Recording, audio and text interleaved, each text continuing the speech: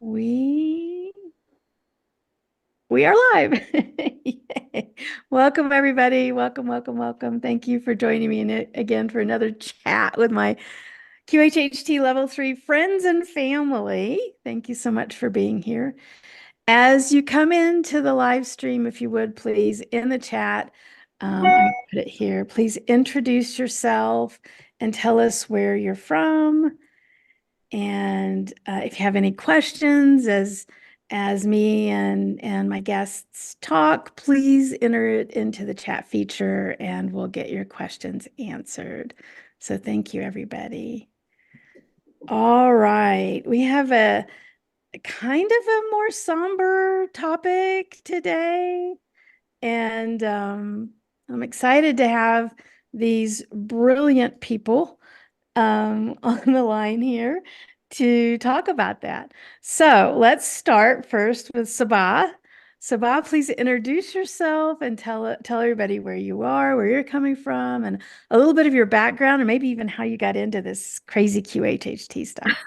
That's a fun story. Thank you so much for having me today, Holly. I'm so excited to be on this conversation with you and Aarti. So, yeah, am located in Florida, and I've been doing this about 6 years. Had come from a corporate background doing real estate, commercial, and residential, and the universe had different plans, and it was like that quick. Then the next thing you knew, I was doing hypnosis. The story is actually quite funny because I was going there with the intention of giving it about 10 minutes in class in Orlando when I sat there to see, um, could I sit through it, because I had at that time ADHD. And after 10 minutes, I was completely hooked, meaning I just couldn't get enough of it. And magically, I had the attention span to sit through the entire class. Mhm. And I just couldn't get enough because it is so beautiful to be able to be part of people's journeys doing this work. It's an honor. It really is an honor and a blessing. Thank you. Thank you for that. Hi, Meredith. I see you. Oh, you're back in Crestone. Okay, so Costa Rica is over and you're back in Colorado. So welcome, welcome. This is Meredith. She's online. She's the artist that did all the Oh, work wow. for my Beautiful. books. She's incredible artist. All right. So, Aarti, introduce yourself and how'd you get Sure, into all of this craziness? sure. Hi, everybody. I'm based off in New Jersey, and I used to be an interior designer, maybe like for a minute. And then in 2015, my family moved to Hong Kong, and that's when my life turned. It changed for the better, I would say. I went through a massive spiritual awakening. I started seeing things that other people couldn't, and I couldn't make sense of any of it.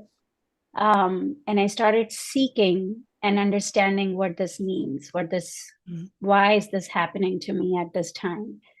And in this search, I found Dolores, and I kept seeing her videos pop on YouTube.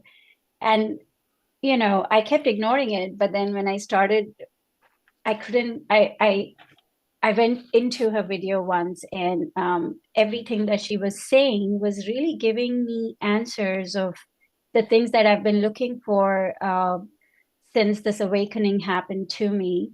And I got curious, and I wanted to see if I can get a session done for my own self. And I found a practitioner, a level 3 practitioner in Hong Kong, and I went for a session, and it changed my life. I went through a massive physical healing myself because I needed to go for some sort of surgery. I was told by the doctors I can't run because there was some meniscus tear in my knee.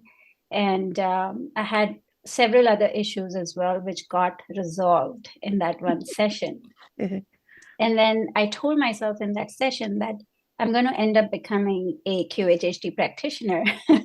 And I remember in my session, I laughed in my under hypnosis saying, yeah, as if that's going to happen. And look at me today, I'm a level 3 practitioner.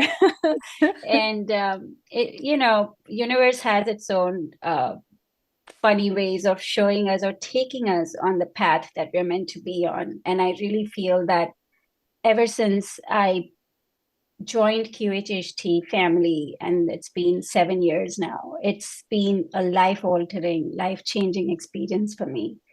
I feel that I have the best job in this universe. I feel that with every session, I learn something new, I grow, and I remember where I come from a bit more. So it really is an honor to be practicing this. Yeah. Yeah. I was telling you guys earlier before we went live, just for the audience sake, the reason I do this, the reason I do these live streams is because of that. Because I mean, we have a front row seat to universal wisdom every day in our office. And it just seems like what a tragedy not to share it. And so that's my whole purpose of doing this. All right, we have people coming in. So we have Ilse from Latvia with us. Thank you for joining. As people are coming in, please introduce yourself in the chat and tell us where you're from. All right. Today, like I mentioned, our subject is a little more somber than maybe normal. Although last week I was talking to John McCluckey and Linda Rich about pain, but it's today we're going to be talking about death. But these are important. These are important topics that so many people have questions about, or concerns about, fears around, or challenging experiences around. And so it can be so I don't know, peace giving to find out what we actually know from the higher self about these really, really challenging subjects. Hi, KS. Welcome, welcome. Thank you. All right. So today our topic is From Endings to Beginnings, Life's Eternal Dance. And we're going to delve into understanding life through death's lens. So we're going to be talking about death, this whole cycle of life, maybe a little bit about what happens after we leave this monkey suit body and what the purpose of all of that is. So again, please add your questions in the chat. I'm going to be watching any questions you have about this. Most of us have gone through some sort of grief or loss, or even fears concerning our own mortality. And so that's what we're here to talk about today. All right. So let's start. Aarti, I'm going to go back to you. What is your definition of life? What have you found out through QHHT? Now doing what you've been doing for 7 years, this front row seat to universal wisdom. Now, how would you define life?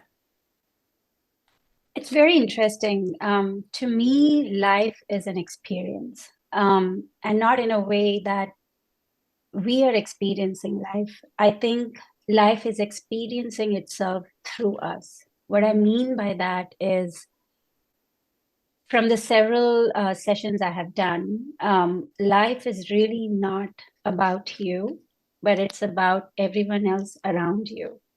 And in what way do you touch these people's lives, your relationships, your family members, your friends, your family, your colleagues, even a stranger that you can come in contact with? What I noticed in my session is when a person sees a past life and they go through the whole experience of what they've gone through, and then after they pass, after they transition, and when they're looking at their lives from a bird's eye view, the only thing they focus on is how were they in relation to the relationships that they came across in that life. It was never about what car they owned, what house they had, what was their career, how much money did they make, what kind of shoes, what kind of brands. It never comes up. It's always about how were you in relation to the other person that you were in contact with. Did you operate from fear, insecurity, or did you operate from love? Did you operate from the divinity that we all are? Um, so to me, really, life is about experiencing and remembering where we all come from. And it's so convoluted. It really, from all the troubles or all the issues that we end up having in different relationships, which is the biggest, I guess, suffering that most of us go through, is why does this happen to me? Why do I not get along with this person? Or why did this person do that to me? Right?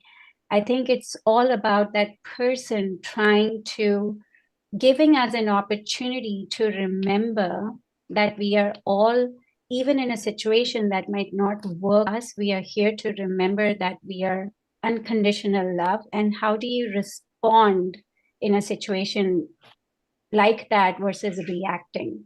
So it brings us closer and closer to that remembrance. To me, that's what life is, to just remember how we are in relation to others.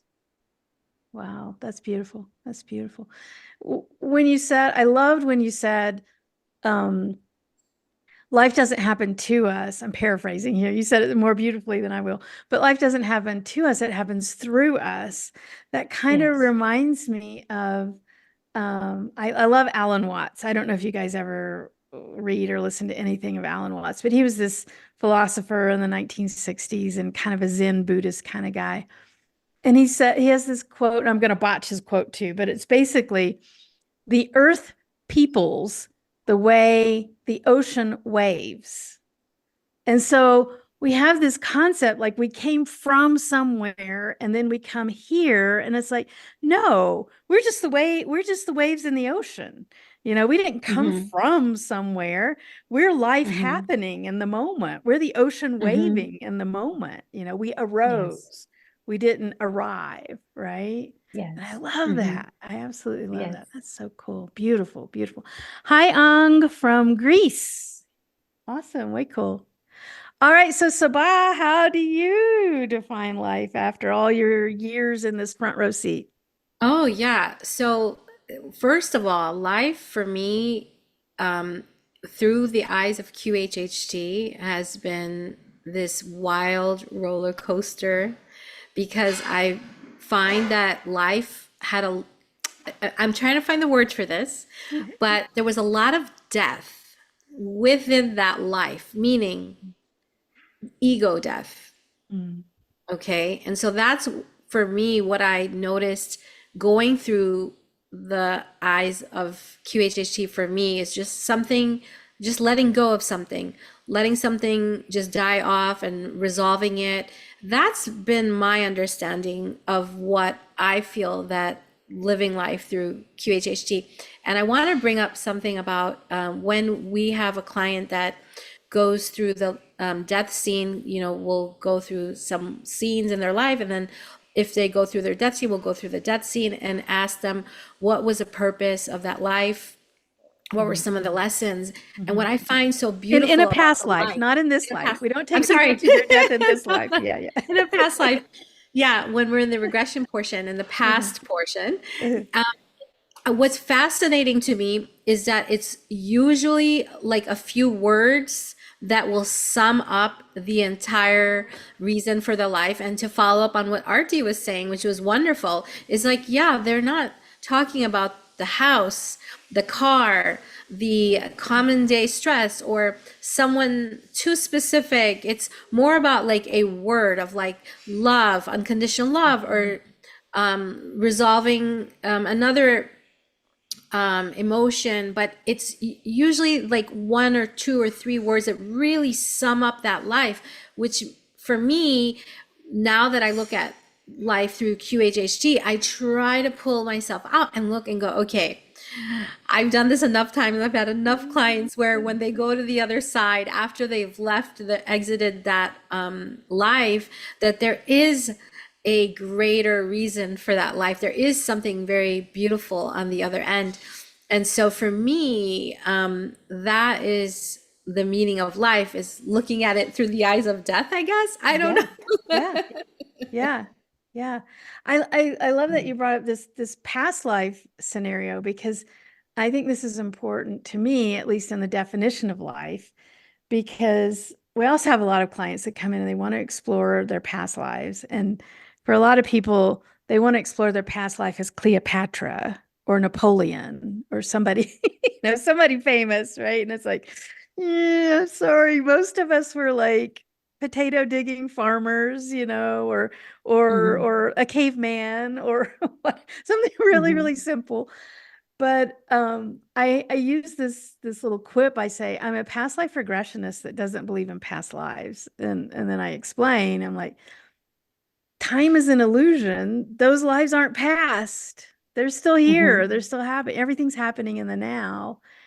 And kind of back to Aarti's point that it's just life happening through us, not to us, including all those other lives, right? And Mm-hmm. so, and they're still here. They're still in the now. Everything's happening now. So they're not past, which is a cool part of the healing, because we can heal across time in QHHT. We can heal in the now for things that happened in that other life. But then also to I don't believe in past lives, the classical, I was Cleopatra or Napoleon or whatever kind of thing, because we're all one.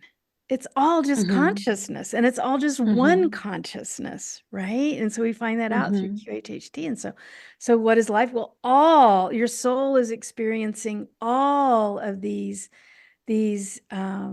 experiences in form simultaneously for the sake of the experience, but yet everybody's life is connected to everybody else's life across time. And so there aren't these like, I have my life and my past lives. It's like we're actually all kind of one thing experiencing itself all at once, but through these Mm-hmm. different sets of eyeballs. So Yeah, it's cool. not linear. It's Yeah. not, one after the other. It's all Yeah. together at the same moment. Yeah. Yeah. So cool. So cool. Now, have you guys had QHHT experiences where the life was like maybe an inanimate, what we might think of as an inanimate object, like rocks or trees, or, well, I guess trees are living, but Mm-hmm. like rocks or mountains or things like that? Mm-hmm. Can you think I've of one had that you want to rocks. share? Uh-huh. Yeah, I've had rocks, really profound, complex, simple, beautiful, wise experiences, and long. Mhm. Mhm. Yeah. I had to ask with a client who was a rock. I'm like, because you can we need to go through the death process, and then I'm suddenly panicked, and I'm like, wait, how does the rock die? and and the higher self just said, well, I just leave. I'm done with that experience. I just leave. Mm-hmm. I don't have to die. Yeah. Mm-hmm. Right. What is die, right? Right, right. We'll get to that. Yeah. Hang on. I've had clients, I'll share two sessions where this one client was actually the space inside an atom. And I was like, Whoa. whoa, what does that feel like? And what does that even mean? And it said, this client said that, well, I just exist. It is to understand what it is to be in a tiny restrictive space. Mhm. And she went through the whole process of explaining to me what the space really means and how that space is the stillness within us and the connection to that stillness within us. And when you go through this whole process and then you bring the subconscious in, which is your higher self, oversoul, Dolores calls it the subconscious. Um, and when I asked the subconscious what was the purpose for her to show the space within an atom, how does that mean? What does that mean for her in the current life? The subconscious said to her that, look, you may go through many trepidations in your life, but the reason I showed to you your existence as that space within the atom was to bring you closer to the stillness that still exists in you. So when you are in a situation where things are not going, they're according to the way you want it to be, they're not the most pleasant experiences for you, you can find that space within you which can bring you closer to source, closer to that stillness that is just your beingness. And that does not get affected by the external environments. So basically, to cut this in short, to live in the moment, because what happened to you in the past is in the past. The experience happened maybe 5 minutes ago, which is not your current present moment, because in your present moment, everything is okay. And how do you get to that everything is okay is by connecting to the stillness within. Wow. Wow, that was like fabulous, right? And then one other example is recently I had a client who saw herself as nighttime. Like, wow, that's amazing. Not a And thing, a concept. Yeah. yeah, she Wow. was nighttime. She said, I'm purple. I'm purple. I can be blue, I can be pink, but I'm mostly purple because I'm nighttime. And she, as nighttime, was watching these dolphins in the water and yearning to feel what these dolphins were feeling as they were enjoying their splashes in the water. And she said, oh my gosh, I want to come and experience life because I'm just here for eternity. I know I'm here, but I know that the feeling only conceptually, and I want to experience what it is to live and feel by coming to Earth. So she decided to have a fractal of her essence to have the soul experience of a human. She didn't choose to be a dolphin, but she chose to be a human. So I thought that was pretty cool as well. Wow. Wow. Yeah, and sometimes you'll get clients who are, when we're interviewing them before the hypnosis, like, people have had challenges, right? They've lost loved ones, maybe they're going through difficult relationship situations, maybe they had very traumatic experiences in their life, maybe they're in physical pain, and they don't want to be here. They're not that they're suicidal or anything, but it's like, ugh, when will this be Yeah. over? Ugh. And then they get into the hypnosis and it's like, no, you don't get it. Like this, no one forced you to incarnate. No one forced your soul to have form. And the gift of form, like the nighttime yearning for the experience of those dolphins, like to see and smell and touch and be in form is like this huge miracle, like this massive gift. And your soul yearns to have these form-based experiences for the joy of it. Yeah. Yeah, I love it when clients find that out. That is so cool. I've never heard of any other life being like not even a thing, just a concept. Yeah. Nighttime. That's way cool. Yeah, that's the Way first cool. I've heard that too. That's really cool. I love Yeah. it. I've had other people have experienced other lives in hypnosis as mechanical objects, lamps, stereo speakers, a pen. And so when we say, well, what is life? Well, consciousness is in everything, I mean, I don't know that spirit lives in every rock, but it could, if it can live in an ink pen or a stereo speaker, you know.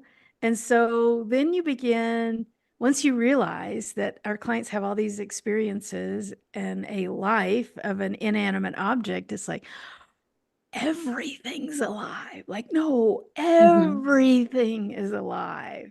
Everything. Even those Right. Yes. things that were like manufactured have consciousness to them. So cool. So cool. Right. It is. Yeah. So I had a client who was an airplane. And interesting enough, he's really into airplanes. He's like, I'm an airplane. I love this. Oh my God, I'm free. This is great. I'm in the sky. I just love it.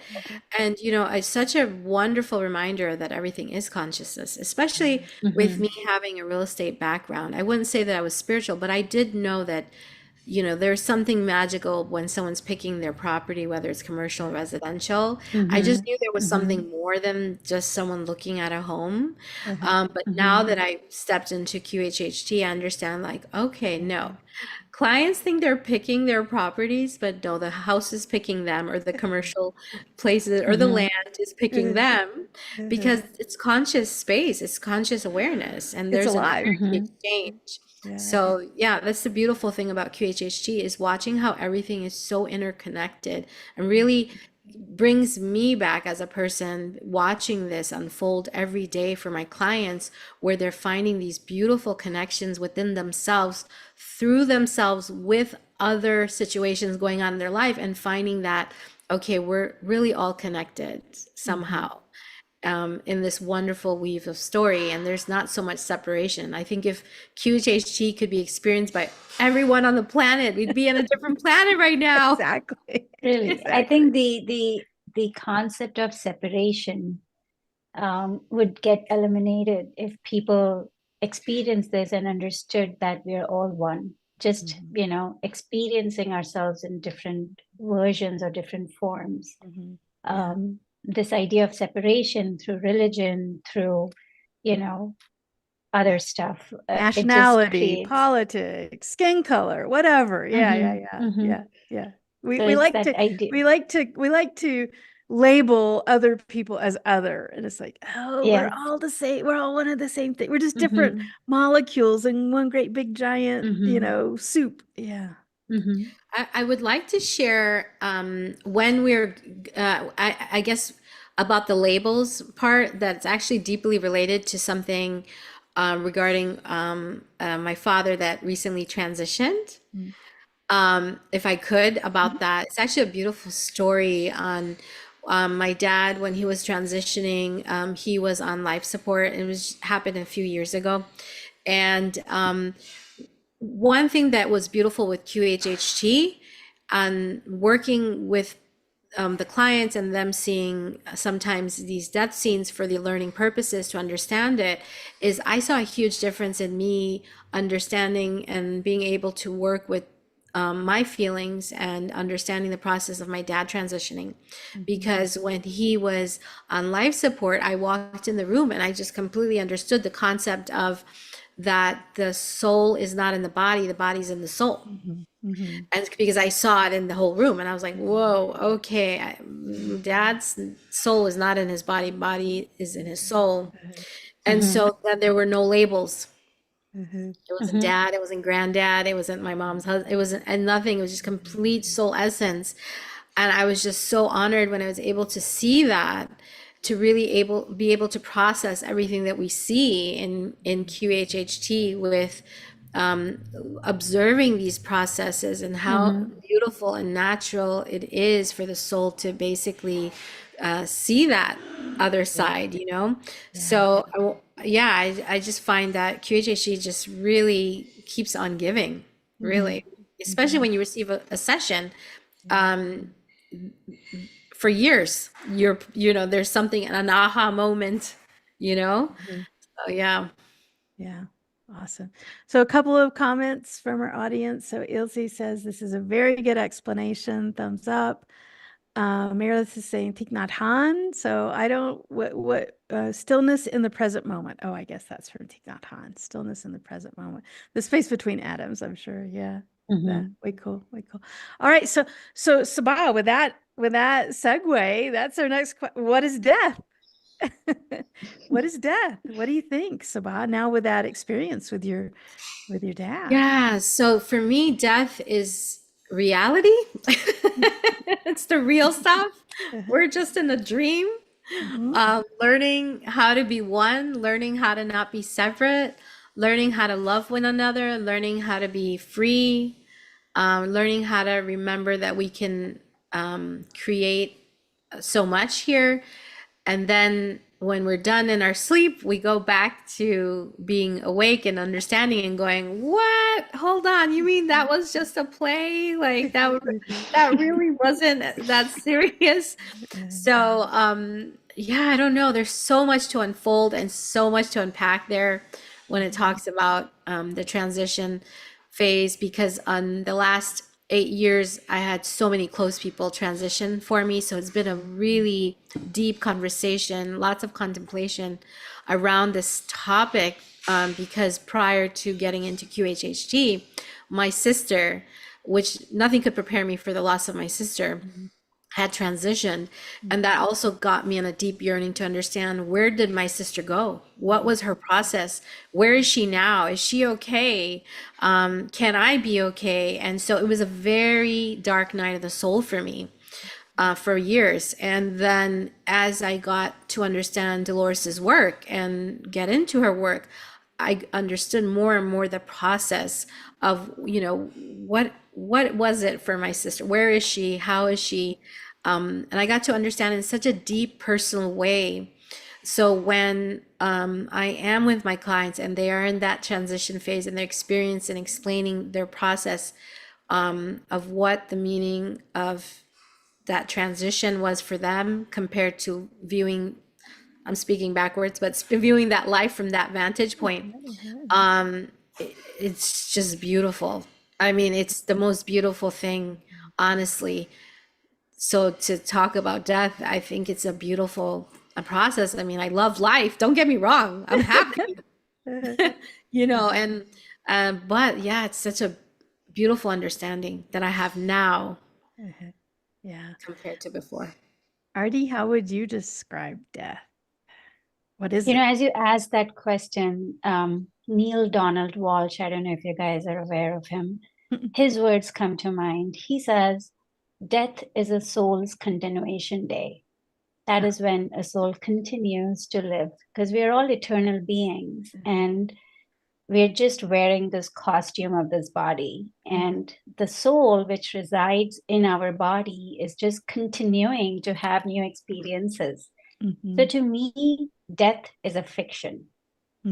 And I just wish that people on this, on our planet knew this, and that they had this awareness that we do not live just one life. And we see this as QHHT practitioners in conducting all these different sessions when clients, when we put them under hypnosis, sometimes they see 2, 3 lives. They keep hopping into different lives. And that gives us an idea that your soul is just continuing on this beautiful journey of living multiple experiences as a human, as objects or concepts or, trees and fairies and aliens and having different experiences.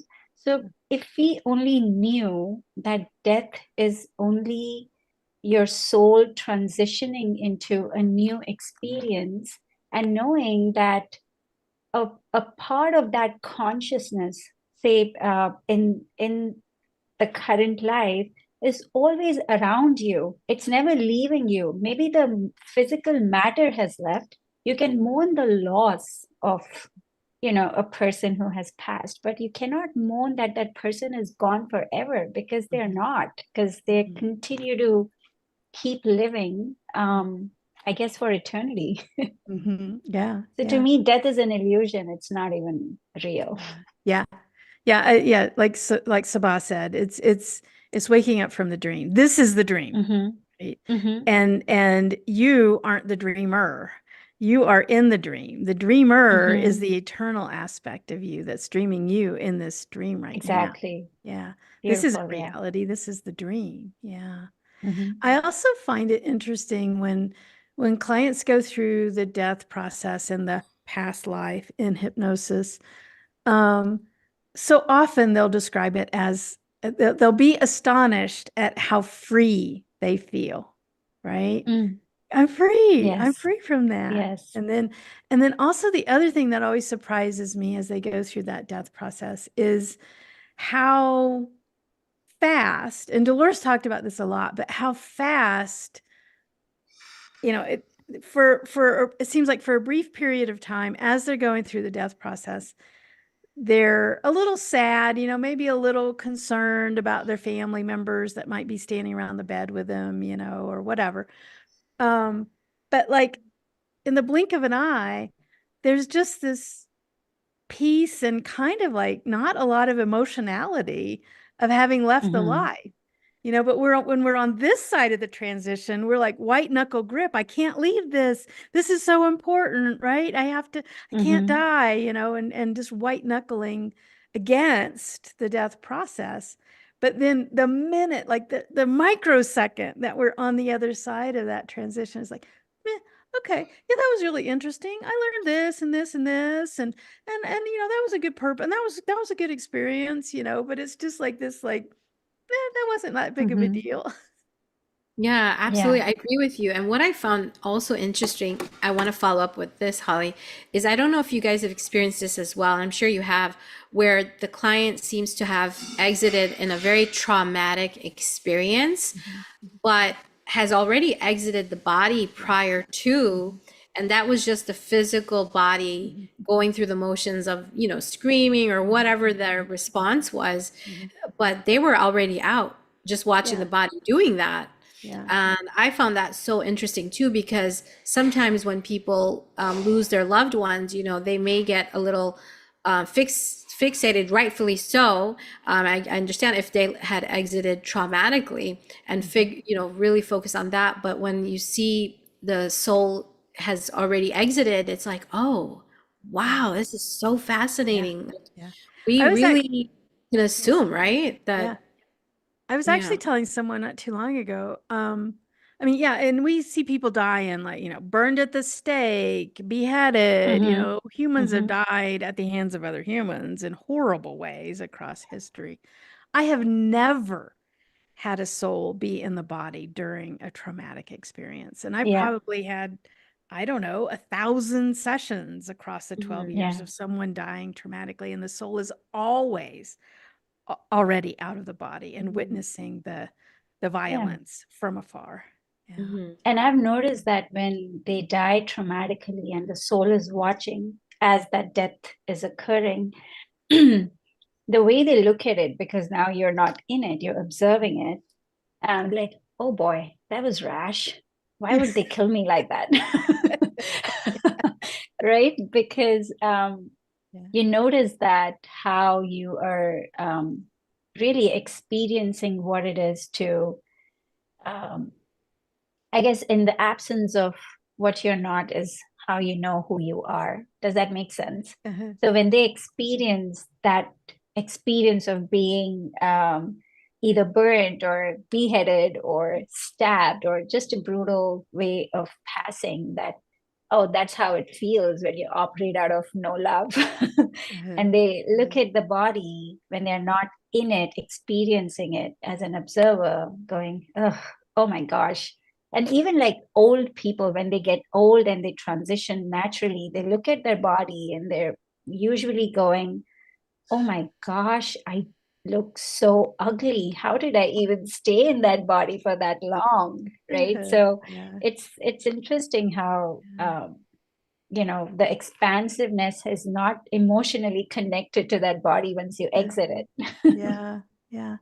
So, segueing into our next question then. So after being at the bedside when so many people have transitioned through hypnosis, um, why do you think humans are so afraid of death?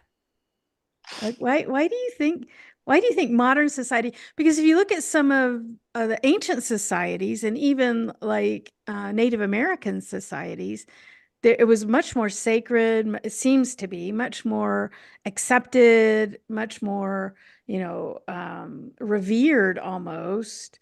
Like what I know in one of the local Native American tribes near where I live, if you were elderly and you couldn't help support, and I'm talking about anciently, if you couldn't help, feed and support and participate in the tribe, in February, you just went for a long walk in the mountains and disappeared. You did that. That was considered noble and appropriate.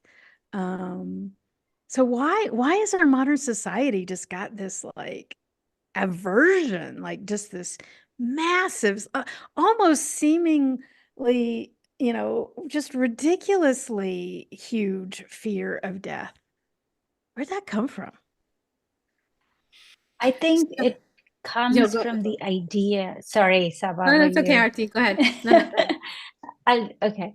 So I feel that this comes from the idea that we live just one life. We live this one life, let's live it to the fullest. And then it creates that idea of clinging on to what you have Mm-hmm. and feeling that once you die, you're leaving all your loved ones behind and you're going to be all alone on the other side, which is not the case. Mm-hmm. I There's always your transitioned family members waiting for you on the other side to welcome you. And when you exit the body, they're all there. They're all there to show you the way, to show you the light, and you review whatever happened in the past life. But um, I think this fear comes from the idea of separation, from this idea that this is the only life we have and this is it. We don't want to let go of what we have. But if we knew that we get to do this again, however we want,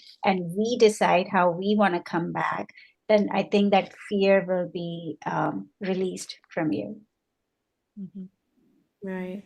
What do you think, Yeah, Sabah? I think, I mean, I'm gonna say it. I think it comes from society trying to control through fear of, an example I'm gonna bring up was, COVID.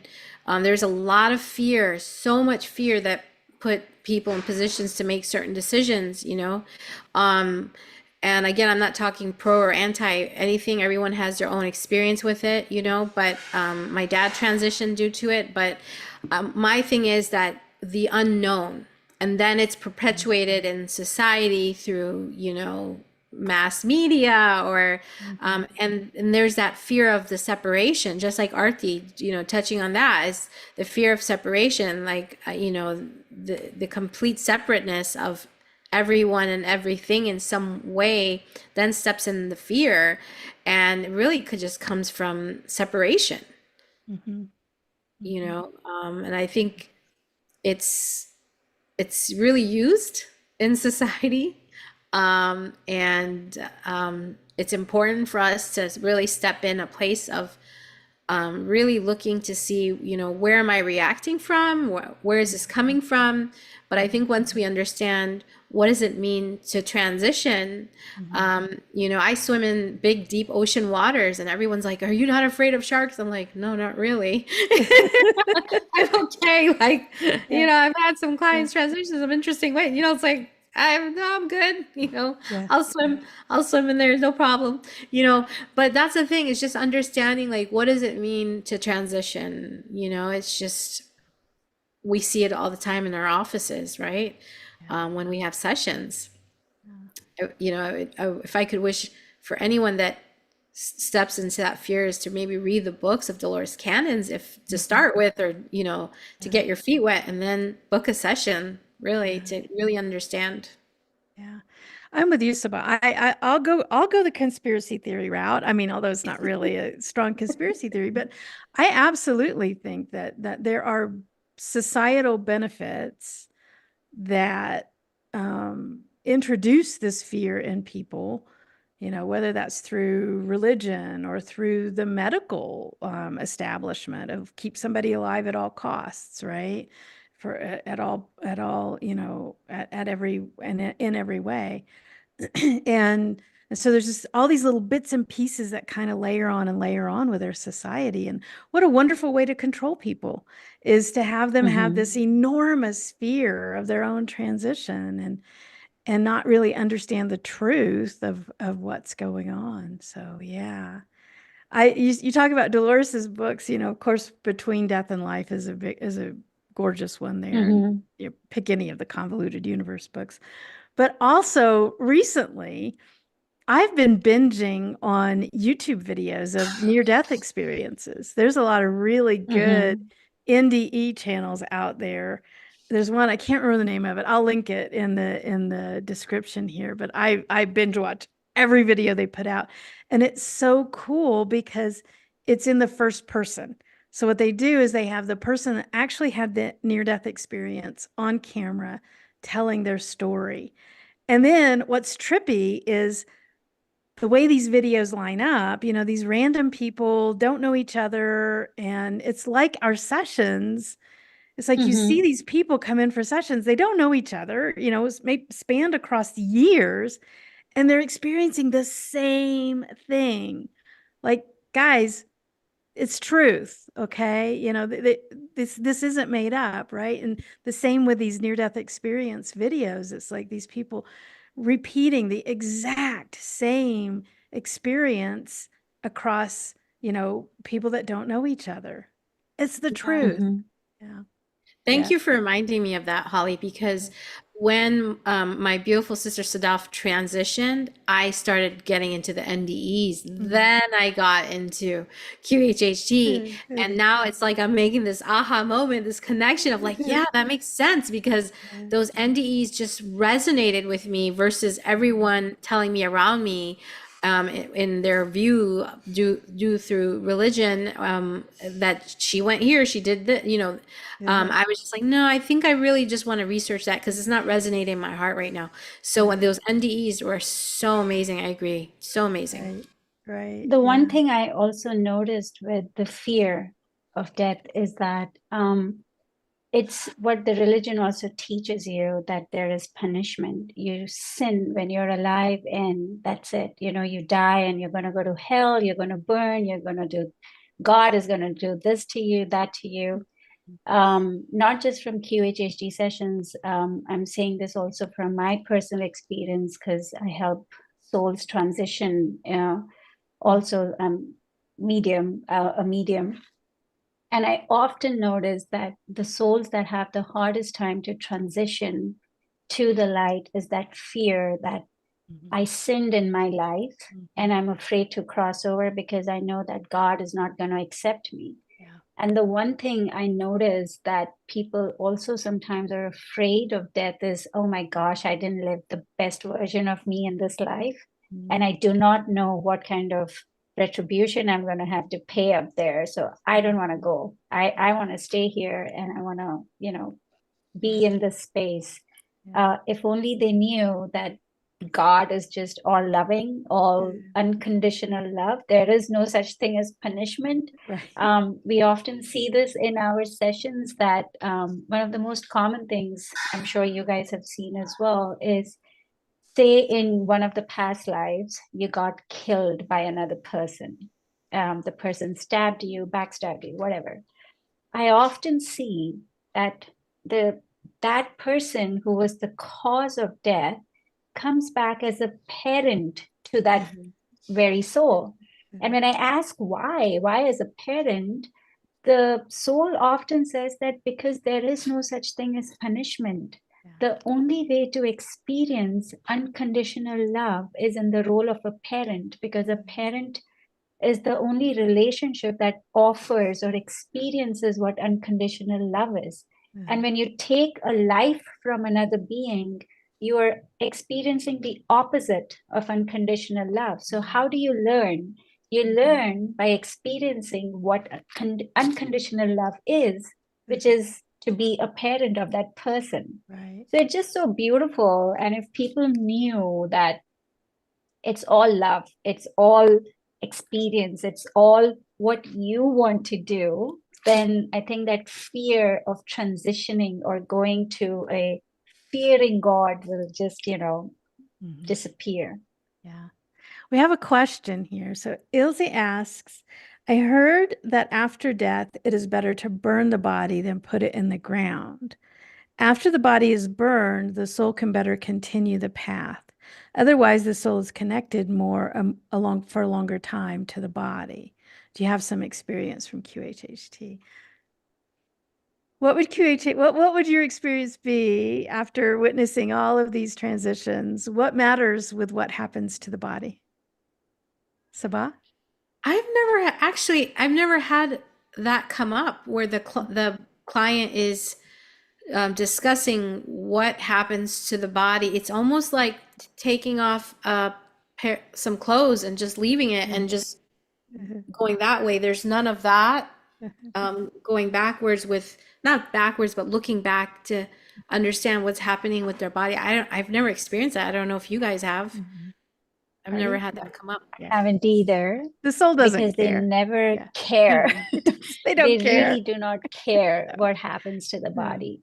The one thing I know from my experience as a medium is that if when you're alive, you have a wish that I want my body to be cremated, or I want my body to be buried, or to be, transitioned in a certain way, then for a fraction of maybe a few minutes, the soul might cling on to it.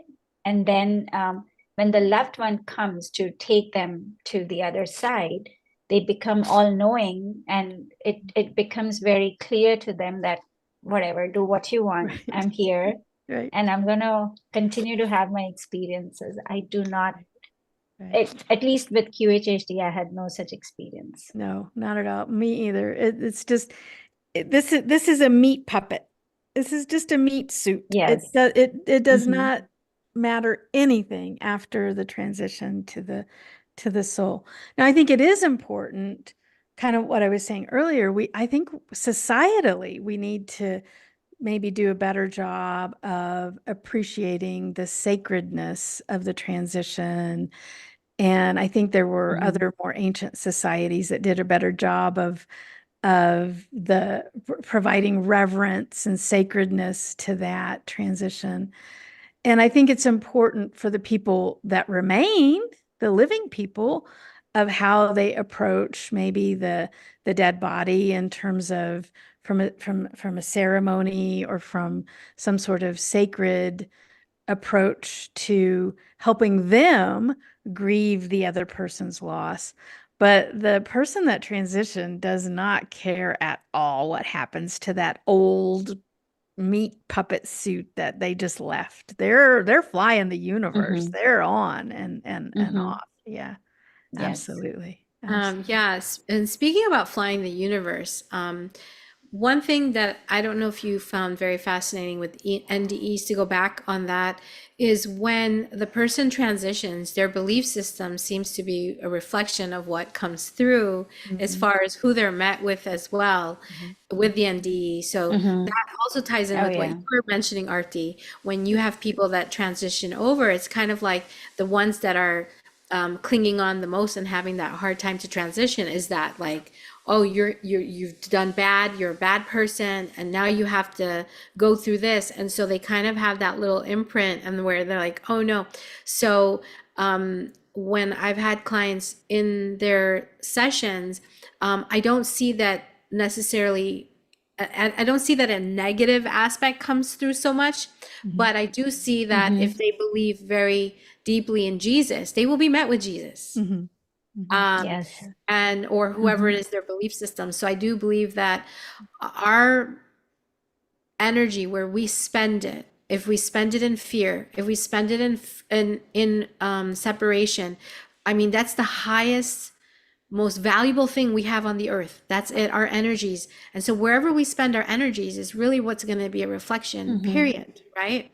And so I think it's so important when we see that, especially when it goes back to the NDEs and what their experiences are and how they interpret things. It's interesting because that does follow their thought pattern a little, right?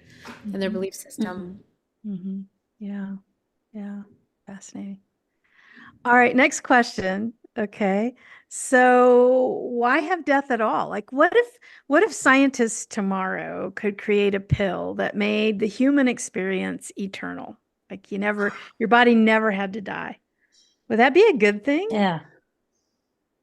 I would hate it. Oh my gosh. I want to be done with this and get an opportunity to start again. Mhm. Um, I feel like if we are immortal, then it takes away the joy of having multiple experiences. And Yeah. one of the reasons I think Source, at least from the QHHT sessions, Source was just existing, and it knew conceptually that it's love, but it did not know experientially that it's love. unconditional love. So what does it do? The Big Bang Theory, it breaks itself into multiple gazillion, whatever the numbers are out there, those pieces, and have these human experiences. So it can have multiple experiences of what it is to be love and not be love, and be this and not be that. Why would I take that away from me? I would never, ever want me to be in a situation where I'm immortal. I think I'd be bored. I follow you on boredom. That's the first word that comes to me. Is like, oh, that would be really boring. Yes. Yeah. Yeah. Yeah. Well, and it goes back just like it's like the nighttime yearning to be the dolphin, right? I mean, the Yes. nighttime, that's eternal, but yet it wanted this experience and form. And I also think about, um, like the life of the rock, right? There comes a Yeah. time where, okay, it might be a million years, but at some point in time, the spirit just goes, I got all I needed out of this experience. I'm going back, to fly the universe and have another experience. Certainly, and I don't know if you guys have ever had like, well, I'm sure you have. You do QHHT, ET experience. People go to other lives as ET experiences, Oh, and the yeah. lifespan can be very different. They're not 100 years; they're like 1,000 years or 10,000 years of a lifespan. But regardless of the amount of time, at some point in time, even the rock goes, I got what I needed out of this experience. I'm ready to go on to another one. Yeah. Yeah, Yeah. I love the transition on the other lives and other planets, aliens, because when it's not something where it was unexpected, it's just like, oh, I'm just gonna go now. It's time to leave, like you said with the tribes in your area, what you've understood, where they would just go walk and go in February. So it was same thing in other planets where they're just like, no, it's just time to go. And I'm just like, wow, Yeah. like And that's just it. yeah. Yeah. And I've actually had a couple of QHHT sessions in like ancient human times, where people were able to do that. Like just a few weeks ago, I had this woman was in like some sort of like maybe England or Ireland, but they were living in stone huts kind of thing. And she was old and she just sat down by the creek and she was done. She left. Yeah. Yeah. Yeah. We've lost that. We've lost that ability. Yeah. Yeah. All right. Any advice for those experiencing grief of a loved one? Okay, so we're making all this really personal. So for your own passing, for your own transition, but I mean, you're still human. You still have emotions. We miss, we love, we grieve. Any advice for people that might be grieving the loss of a loved one? Maybe they're not even afraid of their own death, but it's really, really hard. Maybe it's loneliness. Maybe it's just sadness. Yeah, I'd like to share something there. I think for the advice I have is we're human and I have to still experience all the emotions, even though I understand everything that I understand through QHHT. I still went through all of the anger, the denial, all those steps. The only difference is that I understood them more, and so I wouldn't have been so stuck in one of those emotions. And so, yeah, I just think that it is tough, but also not being too positive, not to honor the human experience. It's really important to experience, all the emotions that come along with losing someone. Mhm. Yeah. Aarti, any advice for people going through grief? I love what Sabah said. It's very important to go through all the human experiences when you lose a loved one. But I think the awareness that the consciousness of the person who's left you is always around you. I think if you are conscious about that they're just not there in the physical body, but their essence, their consciousness is always there, always guiding us, always, talking to us in the form of our spirit guides or, a spirit family. We notice that in our sessions that every time a person passes, the entire family who's transitioned comes to welcome them on the other side. So I feel that I see the pain. I don't want, I respect all the, I guess, grieving and the mourning that a person goes through. But if we have that idea in our minds that you can mourn the loss of that person who's left you, mourn that because they create a vacuum, the energy has left you. So there is that vacuum that you're feeling around you. But when you know that the consciousness or the essence of that person is always around you, except that now you have to use your extrasensory perceptions to feel it, then you will know that they're always around. My grandfather recently passed a year ago, and I was very close to him. But when he transitioned, I knew that I can ask him to come and talk to me. When I do, I see him in my dreams. I can, I have the gift of seeing the spirit. So I have had multiple conversations with him even after he transitioned. So I know that the spirit of the person who has passed is always around, and that brings me into a place of peace.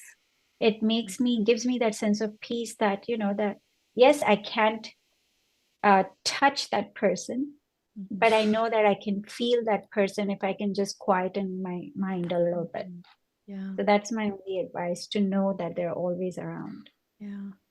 I think it's hardest. I think grief is hardest when, like, if a parent loses a child, or there's some sort of sudden circumstance, maybe an accident or even, suicide, that, there's certain situations that I think even for QHHT practitioners, it can be like a little harder to work our heads around. And I think that it then becomes important to have a connection with your own higher self, to be able to, like you're saying, Aarti, to be able to tap into your own spiritual capabilities, your own spiritual relationships to help with that grief, especially when that grief is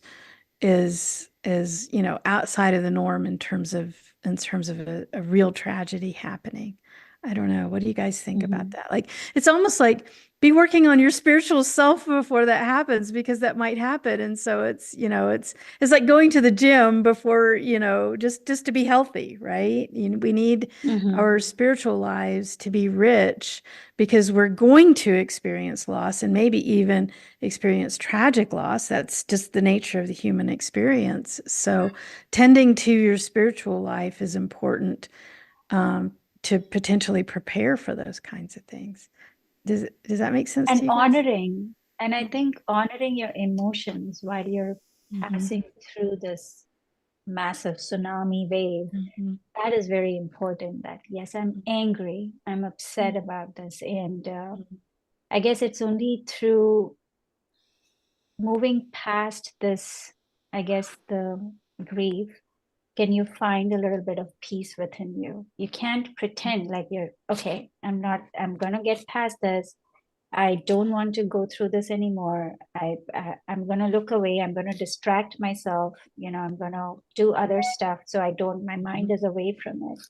I think you really have to sit in it, go through that wave to be able to come out of it. It can't ever be easy to experience that. It's difficult. Yeah, it's not supposed to be. Yeah. And I think there's the opposite extreme too. Like Aarti, you were talking about people that just push it away, ignore it. I'm not going to feel the feelings. I'm going to distract myself. But then there's also the people that they won't let it pass through, right? Like they stay connected to that grief for decades and decades. And I think one of the things that I've heard from the higher self in session anyway is advice is surrender. Like let your spirit take care of this healing for you.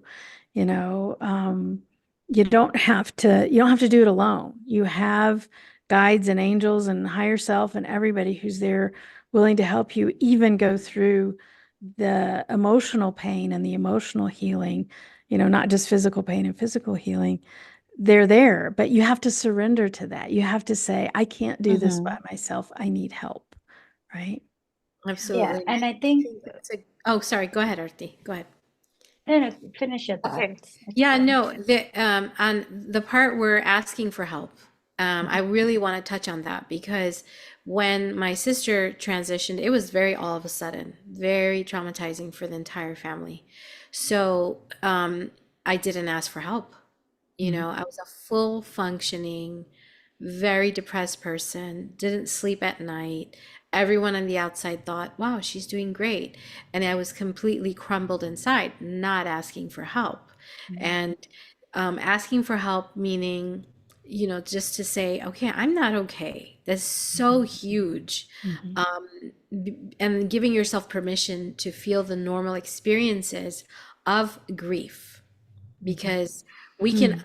understand it as much as we can with books and whatever it is, watching NDEs. But like you said, or to touch on that, Holly, is to have that in there already so that when you have that experience of loss, if you do, I mean, you imagine you will if you're human, right?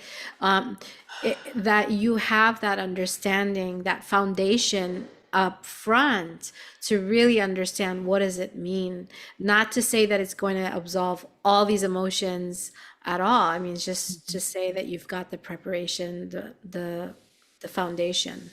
Yeah. Yeah. You've got something to hold on Yeah. to grasp. Yeah. Yeah. Yeah. Oh yeah. Artie, what were you going to say about that? I forgot. Okay. Oh no. Okay. It's Sorry. okay. There's something that came up. I forgot.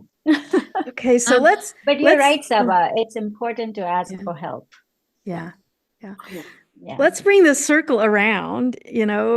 My little image for today's talk was the caterpillar and the butterfly and the butterfly and the caterpillar and the caterpillar and the butterfly and the butterfly and the caterpillar, right? It's like it's the cycle of life. It comes full circle. So how does the experience of death help us appreciate life? Like what's the closure on that circle? I think if we didn't have that circle, we wouldn't appreciate life. Mm, I think there's that to understand light, we have to understand darkness, right? So to mhm, understand life, we need to understand death so that we can really savor that moment, And sure, we're human. We step into our forgetfulness. We all do, no matter what, right? But I just think that that cycle is so beautiful of the moving in and out of this phase, mhm, being part of source, remembering that you're part of source and we're all fragments of each other, we're all reflections of one another, one being, and then going back into this separation and then really peeling apart each piece to understand that, oh my gosh, we're this whole being, we're not separate from each other, and we're like, let's just love each other some more because we're all one being. And so I just think that's such a beautiful cycle of the caterpillar and the butterfly, just mhm, that energy going in and out of itself, mhm. Yeah. I just Beautiful. graduated to grandma in the last year and a half. And Oh, so congratulations. having that experience of just life, new life, life wins, life will be here after me. And just seeing that, that lineage, that perpetuation has been a really big deal for me of like, okay, I'm good. I'm good, and I know that they're going to be good after I'm gone and it's okay. Yeah. Yeah. Yeah. And I also feel that knowing that you're constantly going through this cycle of death and Mm, understanding why are we doing this again and again, right? And as a practitioner, watching so many hundreds of people go through the cycle of death, it brings so many things into perspective for me to focus on the right stuff, to mm, focus on what's most important, to stay mm, in that state of gratitude versus constantly wanting to keep accumulating things because they're not going to do anything when I transition into another life. mhm, So I think death makes me want to appreciate the relationships that I am in this moment, the relationships that are working for me, and appreciate the relationships that, quote unquote, we call toxic, and understanding what is it that I'm meant to learn from those experiences, that what about me makes me judge myself or have, I guess, to have an opinion of myself that is where I'm not embracing myself fully. So it constantly brings me and my image of myself into perspective, to constantly stay in that all embracing, all loving form. That if I don't give unconditional love to me, I can't give that to others. And that to me is so important to learn, which is why we keep taking our birth, that unconditional love, which really has to start from within us. So to me, appreciating yourself and living your life in the grandest way possible, fearlessly, that is so important. Yeah. Years and years and years ago, I don't even remember where I learned this from. I won't take credit. I'm sure I learned it from somewhere, but even before QHHT, even before I found Dolores, I was taught, live today as if it's your last, because it might very well be. And so if you live each day going, well, I'm going to show up today as if it might be my last day, then yeah, living your grandest life. You're not gonna hold back. It's like, I might not be here tomorrow, so today's going to be the biggest day it can be. Yeah. Yeah, Absolutely. absolutely. Yeah, I love Amazing. that. All Yeah. right, ladies, we are out of time. Thank you so much for this Thank you for having fantastic us here, Holly. conversation. This was Just lots and lots and lots of hearts on the chat. And I love this. It feels like an advanced soul support group. So lots and lots of appreciation from our audience. So Aarti, how thank can you. people connect with you if they're in New Jersey or have a loved one or want to go and have a session with you? How can they contact you? They can go to my website. It's long. Sorry, people. It's my first and last name, Aarti Agrawal, QHHT.com. And they can go there and book a session online on the calendars, or they can email me. It's RT2, number 2, Agrawal at gmail.com. Very good. Thank you. And Sabah, how do they connect with you for a session? Oh, yes. Through email or my website, and that's qhhtflorida.com or Sabah at qhhtflorida.com. Very good. SABAH. Very good. Very good. Awesome.